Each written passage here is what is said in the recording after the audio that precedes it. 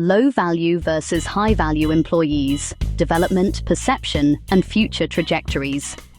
Abstract employee value in the workplace is shaped not only by individual performance but also by access to development opportunities, visibility, and alignment with organizational goals.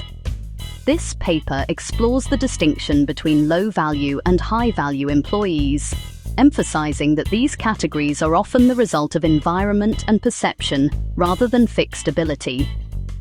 Drawing on philosophical perspectives from Karl Marx, Aristotle, Georg Wilhelm Friedrich Hegel, Michel Foucault, and Adam Smith, it situates modern workplace dynamics within a broader intellectual tradition. The paper examines how training, particularly when incorporating structured competition, can enhance performance, and how limiting access to training and high-level discussions can negatively affect long-term career trajectories.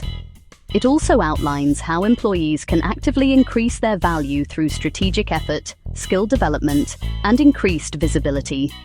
Ultimately, employee value is dynamic and shaped by both organizational systems and individual initiative. In modern organizations, employee value is determined less by effort alone and more by measurable impact, adaptability, and the ability to contribute to meaningful outcomes.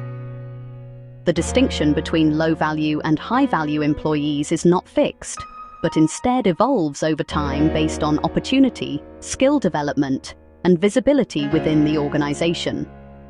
While some employees are perceived as more valuable due to their consistent contributions and strategic thinking, others may be labeled as lower value due to limited exposure, slower development, or a lack of alignment with organizational priorities. This dynamic reflects a broader philosophical concern about how systems shape individual potential rather than simply reveal it.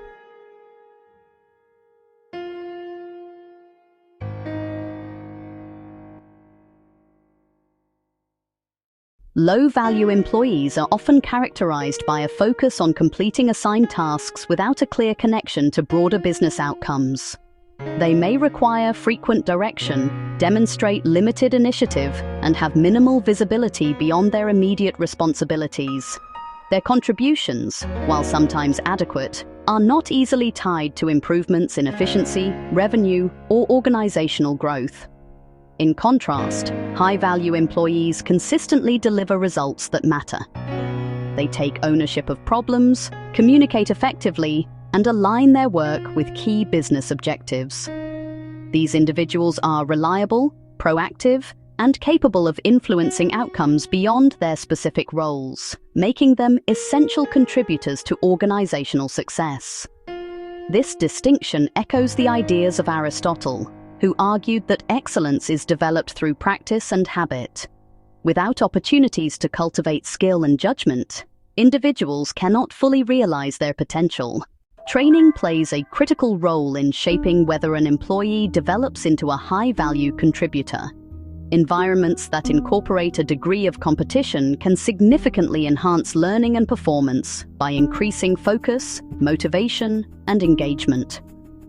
When employees are given clear benchmarks and opportunities to measure their progress against others, they are often driven to improve more rapidly. Competition can also simulate real-world pressures, helping individuals develop the ability to perform under stress. However, competition must be carefully balanced with support and development. If employees feel overly judged or punished for poor performance, they may disengage or prioritize short-term success over long-term growth. The most effective training environments combine competition with collaboration, encouraging both individual excellence and team-based improvement. This balance reflects a tension seen in philosophical discussions of human development, where external pressure can either cultivate excellence or suppress it, depending on how it is applied. A critical factor influencing employee value is access to opportunity, particularly in the form of training and exposure to high-level decision-making. When employees are limited in their ability to participate in training or excluded from important meetings, they miss essential opportunities to build skills, gain organizational context, and demonstrate their capabilities. Over time, This lack of exposure creates a compounding effect in which skill development slows, understanding of strategic priorities remains limited, and visibility within the organization decreases. As a result, these employees may be perceived as less capable or less prepared for advancement, even if they possess the underlying potential to succeed. This aligns closely with the ideas of Georg Wilhelm Friedrich Hegel, who emphasized that recognition by others plays a central role in the development of individual identity and value. Without visibility and acknowledgement, perceived worth diminishes. This dynamic also reflects the critique offered by Karl Marx, who argued that systems of labor can shape and even limit how workers are valued. When individuals are restricted to narrow roles or denied meaningful engagement, their contributions may appear diminished, not because of a lack of ability, but because the system constrains their development. Similarly, Adam Smith observed that the division of labor can increase efficiency while simultaneously narrowing the scope of an individual's skills. In a workplace context, this suggests that employees confined to repetitive or low-exposure tasks may struggle to develop the broader capabilities needed to be perceived as high-value contributors. From a more modern perspective, Michel Foucault provides further insight into how institutions shape value through systems of observation, evaluation, and control. Workplaces do not simply measure employee value. They actively produce it by determining who receives training, who participates in decision-making, and who is given visibility. Limiting access to these opportunities is therefore not a neutral act, but one that directly influences how an employee is developed and perceived over time. These structural dynamics often lead to diverging career trajectories. Employees who are perceived as low value may experience slower career progression, reduced involvement in high-impact projects, and limited influence within the organization. They may also face greater vulnerability during periods of restructuring or downsizing. In contrast, high-value employees are more likely to be entrusted with greater responsibility, included in strategic initiatives, and recognized for their contributions. Over time, they build stronger professional reputations, expand their networks, and achieve higher levels of compensation and job security. These outcomes reinforce their position within the organization and create additional opportunities for growth, further widening the gap between the two groups. Despite these challenges, employee value is not static and can be actively increased through deliberate effort. Increasing your value in the workplace is not about working non-stop.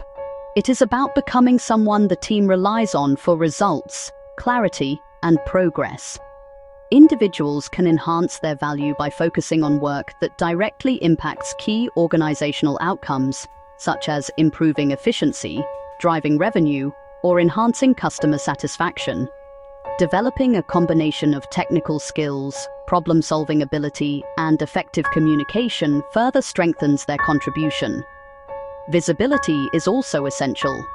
Employees must ensure that their work is understood and connected to business results through clear communication and documentation.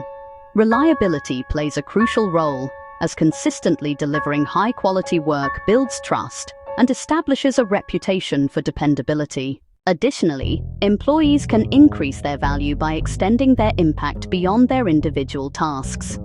This may involve improving processes, supporting colleagues, or creating systems that enhance overall team performance.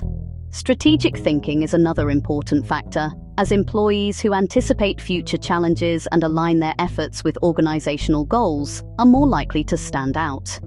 By taking initiative and seeking opportunities to contribute at a higher level, individuals can shift how they are perceived and position themselves for greater success, even within environments that may initially limit their exposure. In conclusion, the distinction between low-value and high-value employees is shaped by a combination of individual behavior and organizational context. Access to training, exposure to decision-making, and the presence of a supportive yet challenging environment all play significant roles in determining employee development.